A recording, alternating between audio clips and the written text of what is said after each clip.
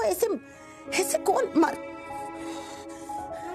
उन्हें अधमरा करके रास्ते पर फेंक दिया मरने के लिए।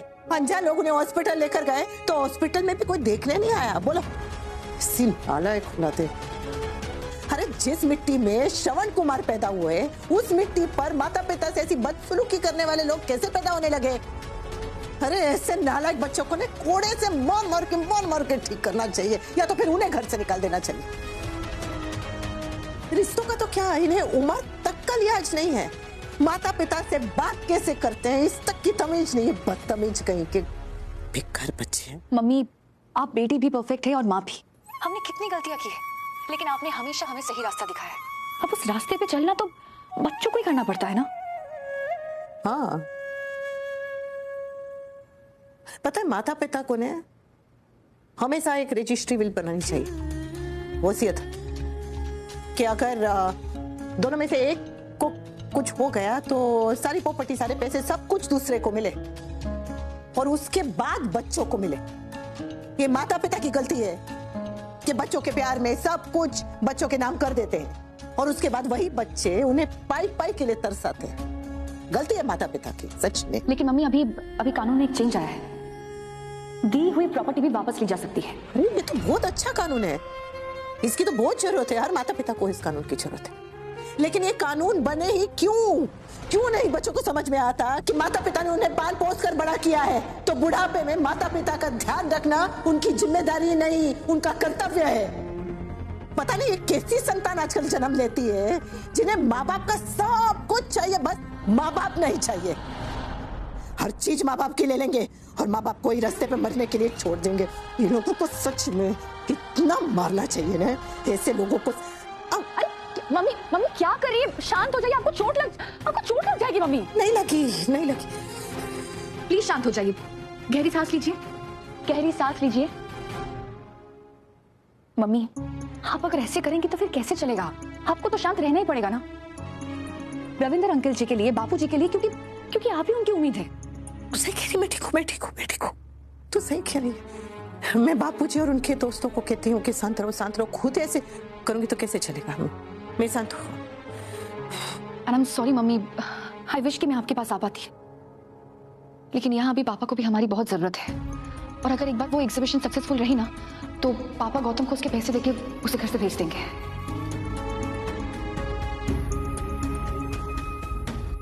आई नो मम्मी, आपको माही के लिए बुरा लग रहा है ना?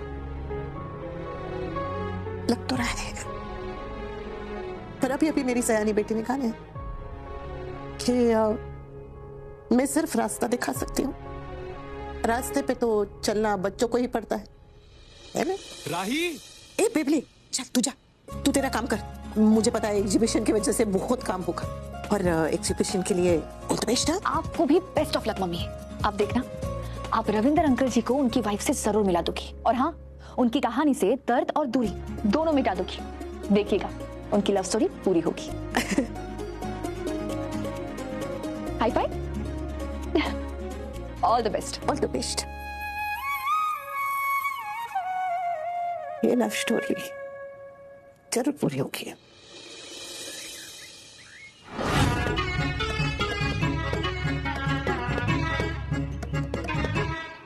बस वो क्या आता है, आप आस्तीन क्यों ऊपर कर रहे हैं? अरे उसको 2-4 मुक्के तो लगाने पड़ेंगे ना। अरे आपको समझाया नहीं नासिर अंकल जी, कानून को हाथ में नहीं लेना है। उस कमीने ने चाहे जो कुछ भी किया हो, हमें कुछ भी गलत नहीं करना है, मार पिटाई नहीं करनी है। देख पापा, तुम लोग मुझे टपली क्यों मार रहे हो? सुना नहीं क्या कहा? मार पिटाई नहीं करनी। हाँ, और उसे सिर्फ अपनी बातों से डराना है नासिर अंकल, गड़बड़ नहीं। हाँ, रविंदर अंकल ने कहा था कि अर्जुन ठीक 9 बजे ऑफिस के लिए निकलता है। 9 बज रहे हैं, मतलब वो आने वाला होगा। बताओ, अच्छी खासी कंपनी में सेल्स मैनेजर है और हरकतें 2 पैसे की। सही कहा तुमने।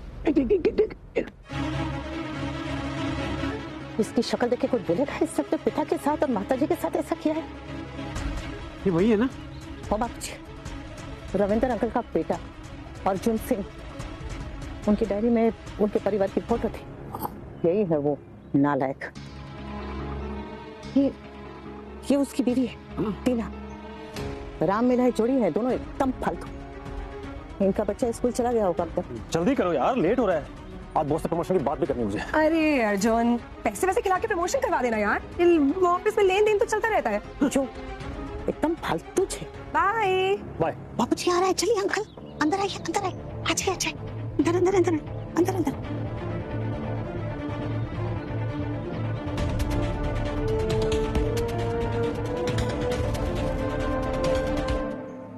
चाहिए नासिर अंकल, धीरू अंकल, आप लोग चाहिए, लेकिन संभल के, और हाथ नहीं उठाना है।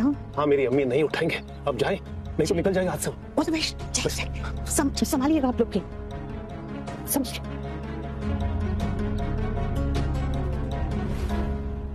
बापूजी, हमें अब बस टीना के बाहर जाने का इंतजार करना है। रविंद्र ने बताया था कि वो रोज अपनी सहेलियों से मिलने जाती है। हाँ? अब जहाँ भी जाना वो जल्दी जाए, और घर पे भाभी जी अकेले ऊपर।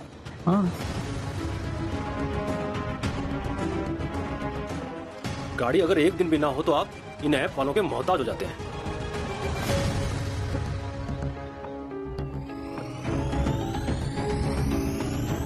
आगे बापूजी, बापूजी, पुलिस आई आओ।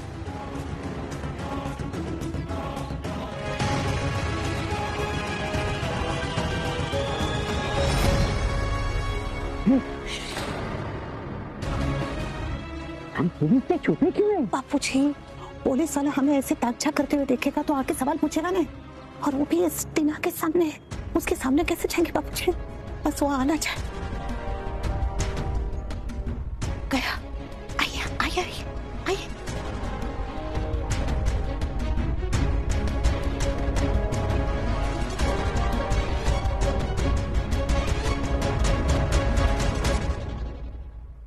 एक दिन दूध लाने में देर हो गई, बेटे को चाय टाइम पे नहीं मिली तो उसने मुझे धक्के देके घर से बाहर निकाल दी। हाँ? बेहोश घर पे हुआ, होश आया तो सड़क पे था। मैंने मनप्रीत को कभी काम नहीं करने दिया, रानी बना के रखा। मेरी रानी नौकरानी बन के रह गई यार। कभी कभी फोन पे बात करते थे तो दोनों सोचते थे कि मर जाए क्या, लेकिन मरने की हिम्मत नहीं थी यार। अरे ऐसी नालायक औलाद को पुलिस के पास क्यों नहीं दिया तुमने? अभी पुलिस को फोन करते हैं। लेकिन क्या कहेंगे? अरे कहेंगे कि तेरे बेटे ने तेरा सर फोड़ दिया था। सबूत क्या है? कोई गवाही नहीं, कोई सीसीटीवी नहीं, किसी ने देखा नहीं, किसी ने सुना नहीं। लोग कहेंगे बुढ़ा सटिया क्या। यारो, मुझे बस मेरी मनप्रीत से मिला दो। इस उम्र में साथी ना मिल पाए ना तो एक एक सांस भारी पड़ती है। मुझसे पूछो अकेले जीना क्या होता है। मेरी वाली तो मुझे छोड़कर चली गई, तेरी वाली तो है। और हम उन्हें आपसे मिलवा कर रहेंगे। आपके ये दोस्त और आपकी ये बेटी आपके साथ है। अनु बिल्कुल सही करिए, जैसे तू मेरी वाली को मेरे लिए भगा के लाया था, है ना? और हम सब मिलकर मनप्रीत भाभी को तेरे लिए भगा कर लाएंगे, समझे? लेकिन मेरे बेटे को पता चला तो मनप्रीत को बहुत सताएगा। अरे ऐसे कैसे सताएगा? आपके दोनों बेटों को और जिन जिन लोगों ने आपको और आपकी पत्नी को अलग किया है, परेशान किया है, उन सबको ऐसा सबक सिखाएंगे कि वो जिंदगी भर याद रखेंगे, पछताते रहेंगे। उसके बाद वो लोग अपनी माँ के तो क्या, जहां भी रास्ते में कोई माँ दिखेगी, बहन दिखेगी, चाची दिखेगी, मासी दिखेगी, कोई भी औरत दिखेगी ना, उसके पैर छूते रहेंगे, माफी मांगते रहेंगे। वादा है अंकल? बस आप चारों टीनेजर्स इस मिशन में मेरा साथ देने के लिए तैयार हैं? तैयार है। हाँ हाँ तैयार है। तो हो जाए मिशन सफल। हो जाए।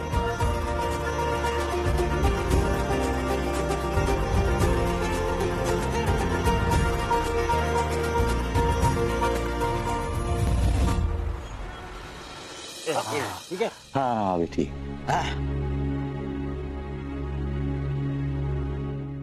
रविंद्र अंकल जी क्या सोच रहे हैं? हाँ यही सोच रहा हूँ बेटा कि हॉस्पिटल कितना भी बड़ा हो, घर घर ही होता है। हाँ। और फिर ये तो मेरी मतलब तेरा ही घर है। अरे रविंदर, ये तो अच्छा हुआ कि धीरज का एक घर दिल्ली में भी था। धीरिया, तेरे दो दो घर है भाई। तू इतना रईस है तो हमारे लिए पेंशन क्यों नहीं शुरू कर देता? अरे रविंदर, अब क्या हुआ भाई? अपने उस नालायक बेटे के बारे में सोच रहा है तू? वही तो फिक्र मत कर, ऐसा खींच के उसको तमाचा लगाऊंगा ना, 1 सेकंड में उसकी अकल ठिकाने आ जाएगी। अरे थप्पड़ ही मारना तो ये है ना हमारी थप्पड़ एक्सपर्ट। लेकिन हर काम थप्पड़ से नहीं होता, कुछ काम तरकीब से भी करने पड़ते हैं। अरे भाड़ में गई तरकीब। इसके बेटे ने अपने बाप पर हाथ उठाया है, कचरे की तरह रास्ते में फेंक दिया उसे भीख मांगने के लिए। जिस माँ ने 9 महीने अपने कोख में रखकर जन्म दिया उसे, उसी को नौकरानी बना के रखा अपने घर में, और अपने माँ बाप को अलग कर दिया एक दूसरे से। उसने इतने सारे जुल्म किए और उसके बाद भी हम तरकीबें सोच रहे हैं। ऐसी की तैसी, इसके बेटे को तो जूता ही सही करेगा। धीरज अंकल, नासिर अंकल, आप दोनों का गुस्सा बिल्कुल जायज है, लेकिन कभी कभी गुस्से से बिगड़ी हुई बात बनती नहीं है, बल्कि बनी हुई बात बिगड़ जाती है। इसलिए जरा शांति।